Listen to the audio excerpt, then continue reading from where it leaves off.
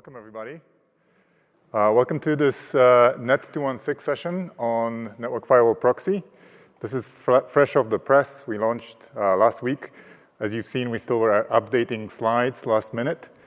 My name is Tom Adamski. I'm a solutions architect. I focus on networking, edge, and security. I'm joined today by Akshay. Akshay and his team are the product managers who've actually built Network Firewall Proxy, and I'll let Akshay kick off and talk about the inner workings of how the proxy looks like, and then in the second half, I'm going to take back over, talk to you about some network architectures, and show you a live demo. Thanks. Thanks, Tom. Hi, everyone. I'm Akshay. I'm product manager with VPC networking team. And here to discuss about Network Firewall Proxy. We launched it last week. I'll first talk about the fundamentals of proxy. What is a proxy? Why do customers typically use it? Then I'll talk about how you implement it, what are the different types of proxies, what are the challenges with implementing the proxy, and how AWS is helping you address these challenges. Now, then after that, I'll introduce the Network Firewall Proxy that we launched last week. Now, a lot has gone into building this product. So we would love for you to go back and try your hand in this, new feature, and let us know what your feedback is and what else do you want us to build on top of it. One thing that I've noticed in my past 6 years at AWS is that the most successful services are those which got a lot of customer feedback early on, and then we continuously revised them and started working on them and evolved them to where they are today. So I would really appreciate your help in making this a successful product. And so I'll talk about how to configure AWS Network Firewall Proxy, what proxy configuration is, all those things. And then I'll hand it over to my friend Tom, who will then talk about how you can use Network Firewall Proxy for different architectures. And eventually, he'll also do a demonstration here. So what is a proxy? A proxy is a middle box that sits between your client and your server with the intent to filter all the traffic. When I say all traffic, it's filtering outbound connections, and it's also filtering the response traffic. And by doing so, it makes sure that your traffic or your sensitive information is not leaving your trust perimeter. Also, it makes sure that the response traffic that you receive is not unintended, or it's not something that you weren't expecting. So if suppose there's a potentially compromised destination which sends you traffic which you don't want to accept, the proxy is going to block it right there. So customers typically use proxies to have centralized control and governance over all their traffic, whether that traffic is going to the internet or their on-prem network or to their partner networks. And they also use proxy to make sure that their applications have access only to the intended destinations. They're not reaching out to destinations that are malicious, etc. And the third big use case is just to have visibility into what's happening. Even if you're not blocking something, still customers use proxy just to understand what different applications are doing, what destinations are they trying to access, what are the different HTTP methods that these applications are using, etc. So there are two types of proxies. One is explicit proxy, and the other is your transparent proxy. Explicit proxy is the one where the client are aware of the presence of the proxy. Since they're aware of the presence of the proxy, they route all their traffic to the proxy, and they also pack in the relevant identity information using which the proxy determines whether this particular application is allowed to reach the intended destination or not. So that's an explicit proxy. We also have transparent proxy. A transparent proxy is one where the clients are unaware of the presence of the proxy. So your networking teams goes ahead, they manipulate the routes, and then they route it via a proxy, which then inspects your traffic. A simple example of your transparent proxy is your AWS Network Firewall today. That is a transparent proxy. Since you're already familiar with how a transparent proxy works, the remaining of this session would be dedicated to explicit proxy. So next we'll see how customers used to implement explicit proxy until a week back we hadn't launched this new service. So this is what a typical setup looks like. The customers used to run proxy software on individual instances, EC2 instances, and they would load balance these EC2 instances behind a network load balancer. And they would access these proxies via private link endpoints. They would set their client instances to route all the traffic to the private link endpoint. The private link endpoint would carry the traffic to the network load balancer and then to the proxies. The proxies would inspect the traffic, and that traffic would exit from the same proxy VPC itself. So here, your instances would do both filtering as well as NATing, or the customers many a times used to then configure a separate NAT gateway and route it via the NAT gateway itself. In this DIY setup, the customer is responsible for managing these EC2 instances, patching and updating the proxy software, and maintaining the resilience. And what really gets complicated here is to maintain this with scale. Because every time now, when you associate a new instance or when you attach a new instance to the network load balancer to support the growing scale, you have to allow list a new IP address with all your partner networks now. So that's why we started getting a lot of requests that, hey, why doesn't AWS offer an explicit proxy? You already offer a transparent proxy. And that was the reason we built explicit proxy. But before we go there, let's look at all the existing egress controls that AWS already offers. So we offer security groups. You can use network ACLs or network ACLs, and you can use Route 53 resolver DNS firewall. And whenever you're using these controls, you do not need a middle box. But if you want to use a middle box, there are two options. One is a transparent proxy, which is your AWS network firewall, or you can use a choice of your own third-party firewall behind gateway load balancer, or you can use third-party proxy solutions as we discussed in the previous slide. But now we also have a native explicit proxy solution here today at AWS. So let's talk about this network proxy, this network firewall proxy. By the way, it's available in preview today. You can go and you can test it out. It's available in Ohio region. So this proxy offers you advanced filtering controls. So just like firewall, it filters your traffic on domains, IP addresses, etc. But then if you enable TLS intercept, you can also filter your traffic on granular HTTP header attributes. For example, you can say that, okay, allow this particular URI path, but don't allow this particular HTTP method. Or what you can say is for the response traffic, you can say that, hey, allow everything, allow content type which is equal to application, but don't allow content type which is images or videos. So the proxy helps you does filtering on all these attributes, and you can define these rules based on individual applications or for your entire organization as a whole. The proxy, when it receives the connect request from your clients, it also looks at the domain and it validates it against the server name index and also your HTTP header if you have enabled decryption, to make sure that your application is not spoofing your domain or the SNI. And this way, it also prevents any SNI spoofing. The proxy can be set up using your existing NAT gateway, and then you can access this proxy using private link endpoints, just like the way you do today. Now, the advantage of using private link endpoints is that you can access the proxy from VPCs with overlapping CIDRs. And if you don't have overlapping CIDRs, you can even use Transit Gateway, or you can use Cloud WAN. And these architectures, we'll talk about these architectures. Actually, Tom will talk about these architectures in the subsequent slides.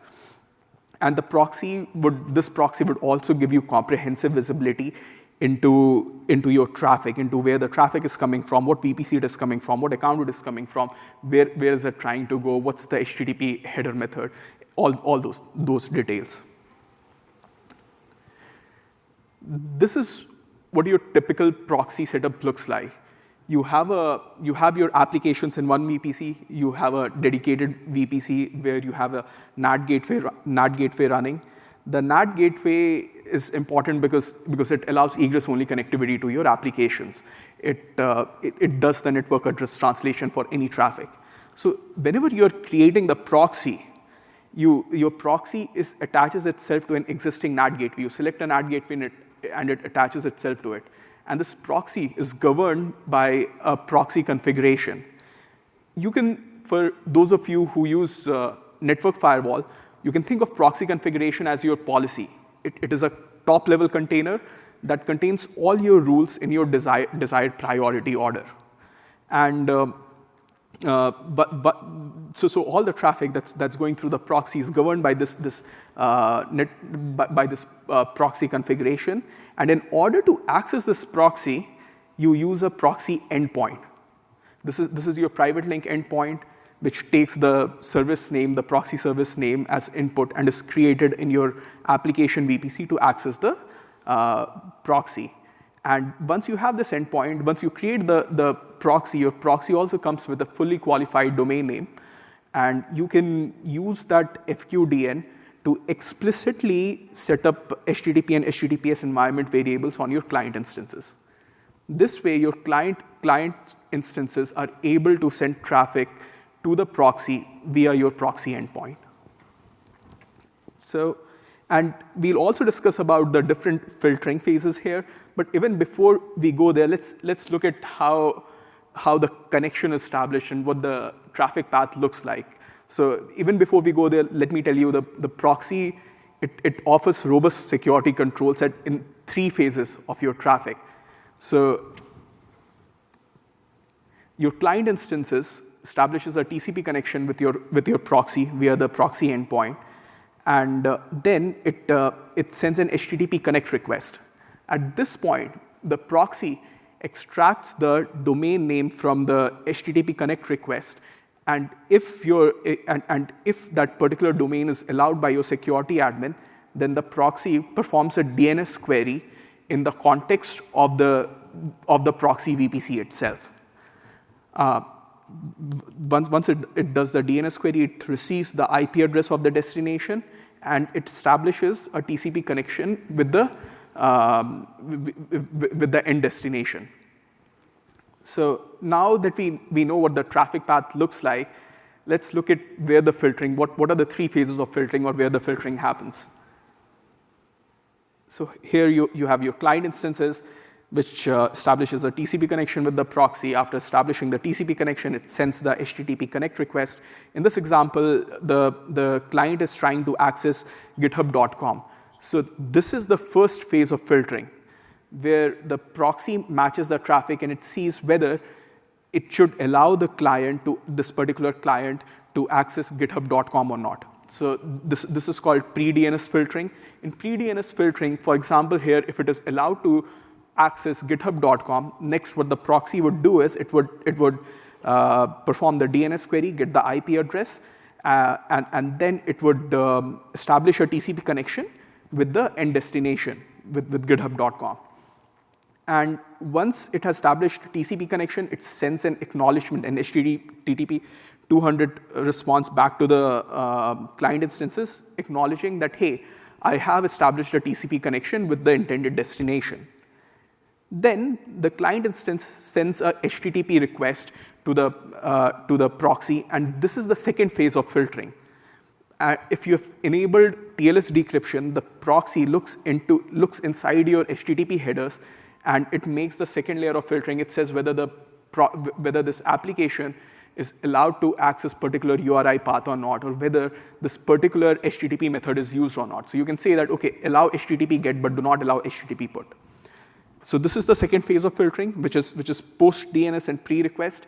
And then if suppose this is allowed, then the proxy initiates a new HTTP connection with the destination. Once it receives the response from the destination, that is where it does the third phase of filtering. Again, here you can look inside the HTTP headers, and you can build filters for your response traffic. In this example, it's saying that, hey, if the content type is application, then allow it, but deny everything else. So for example, if your destination is compromised, if that tries to send certain images, or it tries to send videos, the proxy is just going to drop it there. Now, this is what your three phases of filtering look like, and this is the order in which they are executed. The first one is pre-DNS resolution. Typically, whenever you set up rules pre-DNS, it means that the proxy, and if something is blocked there itself, the proxy is not even going to look at the subsequent phases. It will just block the traffic, and it will end the session there. But if suppose something is allowed in pre-DNS, then what the proxy does is it does further matching for the subsequent phases. It will then look at the post-DNS and pre-request filtering rule match, and if something matches there and is denied, it will again block the traffic there itself. So here, for post-DNS and post-response filtering, many of these fields depend on the traffic being decrypted. If you do not decrypt your traffic, then the attributes that you can filter your traffic on are IP addresses or server name index if the SNI is unencrypted. And now we'll see what do you need to do in order to decrypt the traffic. So if you want to decrypt your traffic, you need to establish trust between your client instances and your proxy. So, and to do that, you can use AWS Private Certificate Authority. You can either create your own enterprise CA on Private Certificate Authority, and you can use that to onboard, or you can onboard that to the trust store of your client instances. Or if you already have an existing enterprise CA, then you can use that enterprise CA to sign a subordinate certificate on your PCA. And basically what then the PCA would do is it's going to use your original enterprise CA root cert to sign all the forward certificates that the proxy generates on the fly. And this is how the whole trust chaining works. So when the proxy has brokered connections both with the client as well as the end destination, and suppose the end destination is in the internet, the end destination sends a public certificate, and once the proxy receives the public certificate, it mimics that public certificate and generates a new certificate. These are called forward certificates, and uses your enterprise CA to sign it, the subordinate certificate that was already signed by your enterprise CA. And this allows your proxy to establish TLS session with the client instance. And this way, the proxy has visibility into the attributes that would otherwise have been encrypted. So this is how TLS interception works in with your proxy, but this is optional. If you do not want to if you do not want to decrypt your traffic on your proxy, you do not have to set up the chain of trust here. And this is what your connectivity looks like if you do not perform TLS intercept. Basically, your proxy will still broker separate connections with the TCP connections with the client as well as the internet, but the TLS connection between the clients and the internet is through and through, and the proxy does not have visibility into the attributes, into the encrypted attributes of the traffic.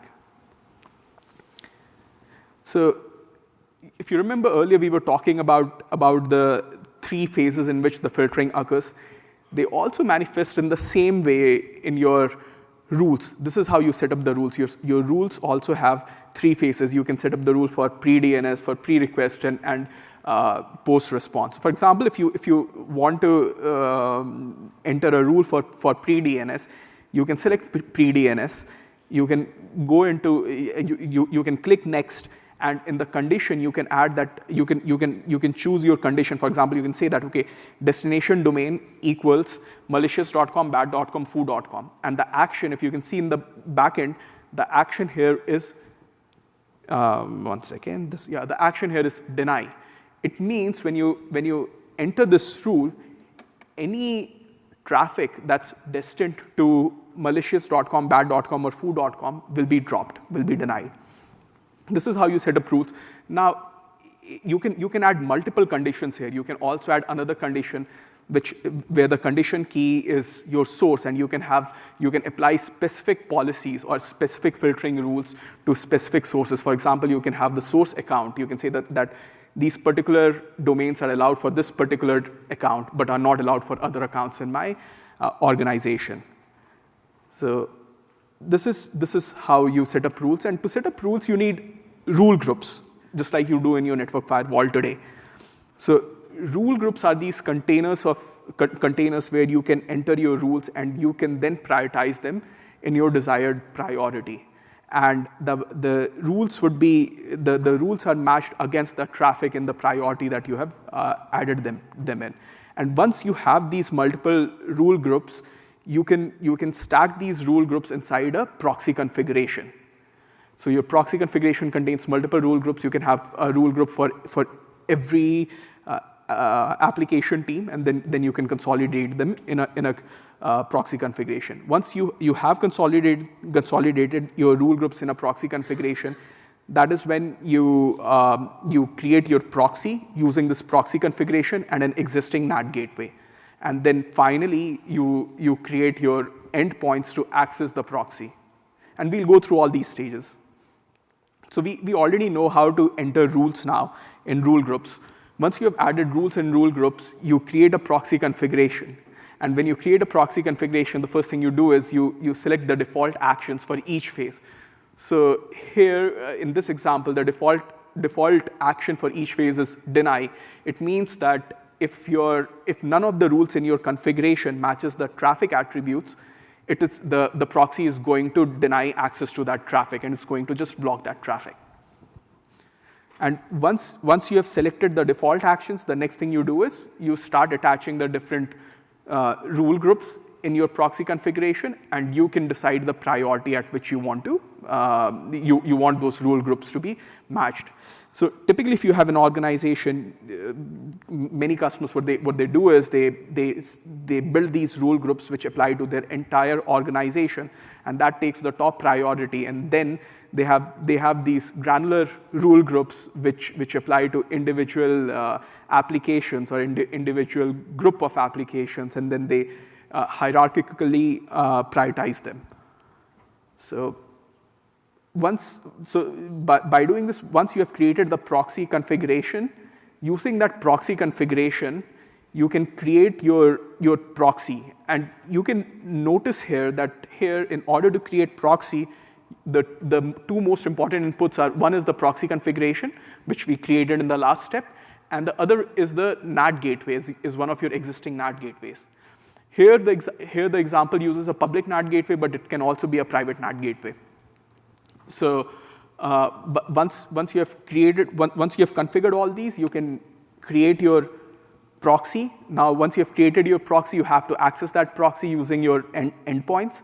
In order to do that, what you should first do is, once you've created, you go into your proxy console, you click into the proxy that you have just created, and in the screen, you will see the service name.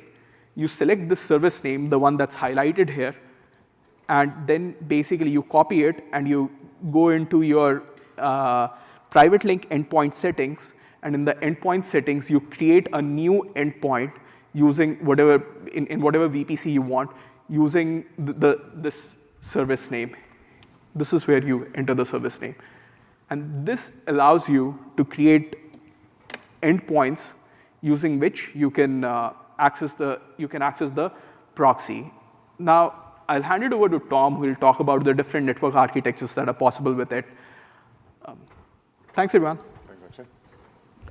All right, so Akshay explained how the proxy looks like, how it gets access to your traffic. I want to talk about some of the architectures you can build using the proxy. We'll start off with the simplest one, so a single VPC. with some proxy clients. And then we have the NAT gateway with proxy already deployed. By default, when you create the proxy, that endpoint in the public subnet is created for you automatically. And then from a routing perspective, when we zoom in to have a look at the route tables of each one of the subnets, we can see that the private subnet doesn't have to have a route to the internet at all. All it has is the auto-generated local route for the VPC, but it doesn't need a route to route through the NAT gateway because it will be using the proxy. The public subnet, on the other hand, it will still have the local route, but it does need the route via the internet gateway to be able to get out to the internet. And from a flow point of view, we configure our proxy clients to use a proxy. The client connects to the proxy endpoint passes the traffic to the proxy itself. We evaluate the policy. And then NAT gateway translates the traffic to its own IP address and then fires it out through the internet gateway to the internet destination. So call out here, no default route on the private subnet. Now, because the proxy endpoint is just an IP address inside of the public subnet, and to be able to get access to the proxy, you need to be able to get access to that IP address. You can also consume the proxy from on-premise sources. So as long as you can route to the proxy endpoint, you can become a client of the proxy service.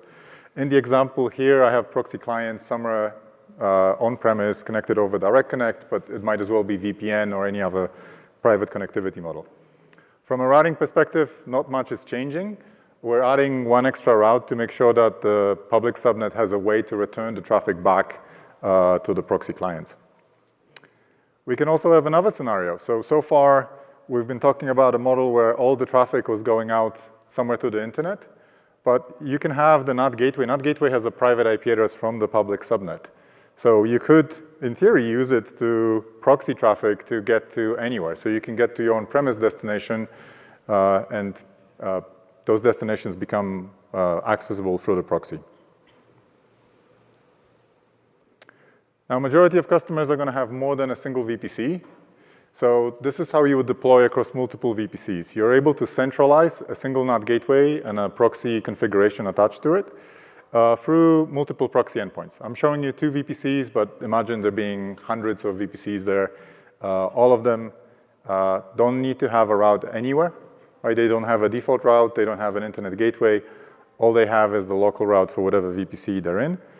And then the public subnet, I ignored the auto-generated endpoint. It's still there. It always gets created, but for the sake of this visual, we don't need to look at it. But the public subnet is going to have the same routing as before. So from a flow point of view, the proxy client connects to the local endpoint in its own VPC. That proxy endpoint is going to have an IP address from that VPC CIDR range. And then we will transport this traffic using Private Link, which is our technology to transport private connectivity. Today, this is within the region, so the proxy service and the proxy endpoint have to be in the same region. But we can transport this traffic to the proxy, apply the policy, and get the traffic out. One call out from an account point of view, those client VPCs could be in different accounts than your egress VPC. Now, you might have a scenario where you're already using another network connectivity construct like the transit gateway. So you can think about a transit gateway as like a regional router with attachments to different VPCs and on-premise, and you can have thousands of those. And ultimately, if you already have it in place, you could use your transit gateway to get traffic to the proxy endpoint and access proxy that way instead of deploying endpoint in every single VPC. Now, in this scenario, you do have to update the routing, right? You need to make sure that the client VPC has reachability to the proxy endpoint IP address. So we need to make sure that there's a route to the egress VPC CIDR. And then we need to make sure that the transit gateway has a route also to the egress VPC CIDR, as well as to all the other VPCs that it needs to talk to. And finally, routing on the egress VPC doesn't change. It's still out to the internet and then back to all the VPCs, all the client VPCs through the transit gateway. So from a flow point of view, this is now going to be a routed flow. Proxy clients are routing to the proxy endpoint. But once they hit the proxy endpoint, that's the thing that's terminating the TCP connection. We're passing on to the proxy, applying policy out to the internet. Now, if you're using a different type of network connectivity, like AWS Cloud One, you can think about AWS Cloud One as ultimately AWS managing a global network of transit gateways for you, and you can control that through a single pane of glass. But from a connectivity perspective for proxy, there's not much difference. From a routing perspective, everything's pretty much the same. We just swapped Transit Gateway to Cloud One, and traffic is going to flow the same way. We can use Cloud One here. Now, one call out about the proxy is it currently supports only HTTP, HTTPS traffic. So you might have scenarios where you will be combining multiple technologies to secure your egress. If all you have is HTTPS traffic, you probably will go with the proxy endpoint in every VPC and use that to get out to the internet. But if you have other types of traffic, you will probably have a Transit Gateway or Cloud One already connected to your VPCs. And then you might have a different egress VPC that's performing inspection using a more traditional firewall. So in this example, AWS Network Firewall. But this could be also your third-party appliance, your favorite appliance that you put in there behind the gateway load balancer. So I'm showing you two different egress VPC here, right, for simplicity. But ultimately, you probably wouldn't be setting up a second egress VPC in that scenario. You'd be using the same egress VPC you already have, and even using the same NAT gateway that already has a proxy attached. The important point here is that if you just route traffic to the NAT gateway, proxy is not triggered. You're ultimately bypassing the proxy. The NAT gateway will still NAT your traffic and send it out to the internet, but it will not apply the proxy policy. The only way to get to the proxy is through the endpoint. Okay. So I mentioned network firewall, the traditional firewall. What are some of the really high-level differences between the different solutions? And the list is probably going to be realistically a little bit longer, but I wanted to bubble up the few that make the most sense. What I see the most often is customers often already made a decision which kind of security egress technology they want to be using. So often they already are invested into using an explicit proxy because they prefer that model, or some customers prefer the routed model with just routing traffic through a traditional firewall. So the differences here is the network firewall proxy is explicit, and then the traditional network firewall is ultimately a routed firewall or a transparent proxy if you enable TLS decryption on it. Proxy, just HTTP, HTTPS traffic, and then traditional firewall, any other type of traffic. So TCP, UDP, it will accept everything. Both support TLS decryption, so you can break that TLS, look into the packet, you can look into the payload if you need to do additional inspection. Okay. So I also have a live demo for you guys. Funnily enough, this is my 7th reInvent, I think, when I'm presenting, and I've never done a live demo, so this is my first live demo. Hopefully it goes well. You live only once. The demo environment is going to use a single AZ. So don't use single AZ at home. Make sure you use multiple AZs, but it's going to be easier to see things if we have one AZ. I have a egress VPC, which I called egress VPC. It's in the 10/16 range. It's going to have there's going to be a private subnet and a public subnet. There will be a NAT gateway. I'm going to show you that from a routing perspective, this private subnet really has no route anywhere else. It's just going to have the local route and a route to an endpoint, but that's probably less relevant because for S3.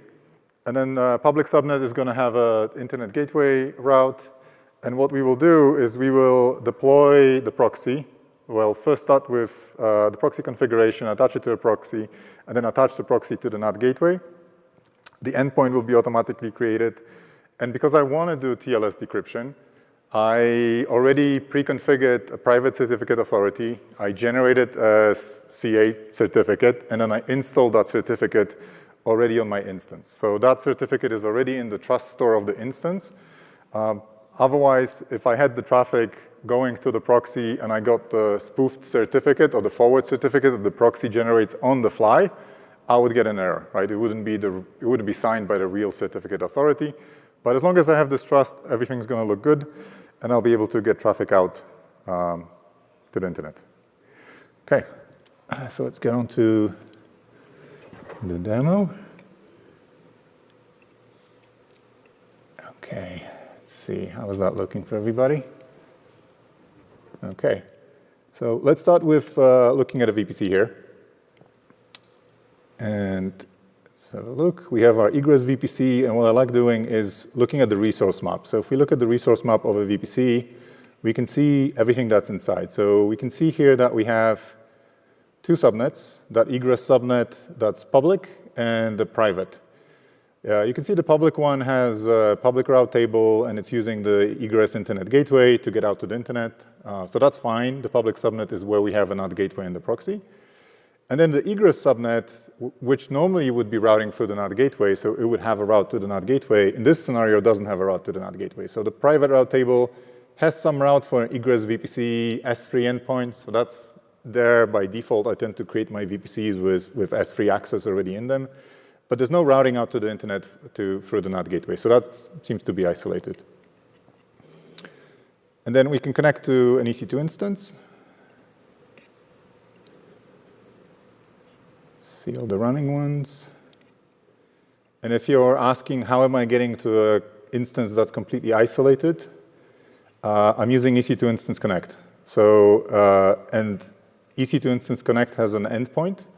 So that endpoint lives in the private subnet, and I'm just using that endpoint to privately connect to an EC2 instance that has no internet connectivity. So let's connect. There we go. Let me zoom in a little bit. And then I can show you that if we ping a kind of well-known public IP address, ping doesn't work. If I try to connect to a destination, check IP.amazonaws.com. That's the destination domain we're going to work with. It's really nice because it returns back the IP address that you're coming from. But I'm going to try and connect. And you can see here that DNS resolution works, so that's fine. The instance can use Route 53 resolver to the DNS resolution, but I'm not able to get anywhere. Right? It's stuck. There's no route. And there's no proxy configured on that instance yet. So let's configure our proxy. So you'll notice here under Network Firewall, we have now 3 new tabs: proxies, proxy configurations, proxy rule groups. We're going to focus on all those 3. We would start with the rule groups, but we will create rule groups later. So they're optional. We don't have to have rule groups to get the proxy going. So we'll start with proxy configurations. And you'll see here that I did a bit of a cooking show where I have it pre-configured, because otherwise we'd wait 5 to 10 minutes for everything to provision. What you would do is create a proxy configuration. The configuration here is you're able to set up default actions. So for our demo, we're going to have all the default actions as allow. So these are all of the phases that Akshay described, where pre-DNS is we're looking at the DNS before the DNS request is made. Pre-request is before we're about to send the request to the destination, and post-response is where we're getting the response from the destination server, and we can apply a policy there. So I'm going to allow all 3. Next. And then here I could attach the rule groups that I don't have. Next. And then that's it. I would create it, and I would have the proxy configuration up and running. So then I can jump to the proxies, and I can create a proxy. You can see here also one's already created, but I'll show you how to set one up. So proxy demo. This is where we would be combining the proxy configuration we've just generated to the NAT gateway that we have deployed. So the proxy configuration, I have only one. I do have a bunch of NAT gateways in this account, but the egress NAT would be the one we want to attach to. This is also where I can enable if I want to do TLS interception. So I can enable TLS interception, and I have to specify the CA certificate that should be used for signing the forward certificates that proxy will generate. I have like one old one here subordinate, but it's the active one that I want to use. And then I have the option to select the ports. HTTPS port and HTTP port. The big confusion point about the naming here is these are not the ports for handling HTTP or HTTPS traffic. This defines how you want to connect to the proxy to set up that initial HTTP connect tunnel. So if you want to connect over HTTPS, regardless if you're forwarding HTTP or HTTPS, you would use this port 443. And then also here you can enable logging. You have the option to set up logs on allow, alert, and deny. So quite a few options, and then you can decide on which destination you want to fire those logs into. So I would click create, but I already have one created already here, so I can show you how it looks like post-creation. We have a name, we have an ARN. It's up and running. Interesting bit here is actually will give you, if you run into errors, you'll get the failure message showing up in the console. So you can see here, when I was originally setting it up, I had an issue with giving the proxy access to the private certificate authority. I fixed that, so that should eventually disappear. Here we have the VPC endpoint service name. So if we're creating endpoints in other VPCs outside of the VPC that we're already in, we would need to use this to indicate, hey, we want to have an endpoint to this service. And this is the private DNS name. So this is the DNS name that will resolve to the auto-generated proxy endpoint inside of VPC. So ultimately to this proxy endpoint here. And then we have the proxy configuration with everything being allowed. OK, so let's copy the name here. Clear that. So in our EC2 instances, and this might differ based on operating system, if you're using containers, if you're using Lambda, but you need to have a way to specify to the operating system that it's supposed to use a proxy. In Linux here, it's going to be an environment variable. So HTTPS _proxy equals, and then we need to specify, we're going to use HTTPS to do the connect. So we'll say 443. So that will take care of my HTTPS traffic. So what we're doing here is saying, if you're doing HTTPS connections, connect to this HTTPS endpoint first. And I could do the same thing for HTTP traffic. So let me do that. I don't have HTTP traffic in the demo, but I just want to double down on this point that even though I'm doing HTTP traffic, I can still connect to the proxy for that initial connect over HTTPS. So I'm going to do that too. OK, so we've configured a proxy. Let's see if curl works. Check ip.amazon.ws.com. Cool, and we're up and running. So we got the IP address back. It means the proxy is working. We can get a little bit more verbose output. So -v, so that we see the certificate that's being provisioned to us. So here you can see that I'm connecting to this domain, check IP Amazon AWS, which obviously is signed by some public CA. But we're seeing here that the issuer of the certificate that is signing it is Network Firewall Proxy. So that's one way for the client to identify that they're going for the proxy. But because I'm trusting that Network Firewall Proxy CA traffic is working. OK. And the same thing will happen for any other domain. So if we change this to Amazon.com, we can see that it's working because it's giving me 301 moved to another location. But you'll see here that Amazon.com certificate, but it's issued by Network Firewall Proxy. All right. Let's set up some policies and block some traffic.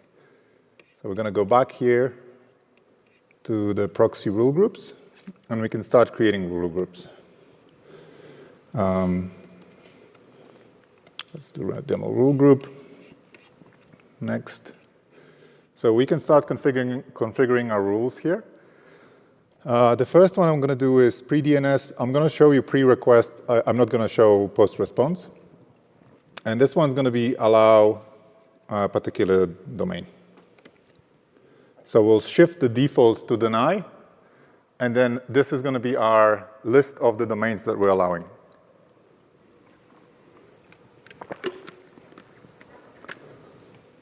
OK. Action allow. And then here are our conditions.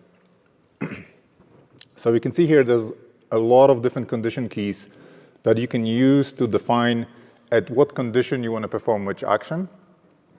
At this stage, we care about the request coming in, and we want to look at the destination domain. We're going to switch to string like, and then any string with star.amazonaws.com, we want to allow. Next. Create. So we have one rule so far. Let's quickly add a second rule. Pre-request. There's going to be a deny path, so I'm going to call it deny path. Leave this as a deny. And then also do this time request URI. So I want to look at the URI of the request, which will include the path. String like, and then I want to catch anything that has files in it.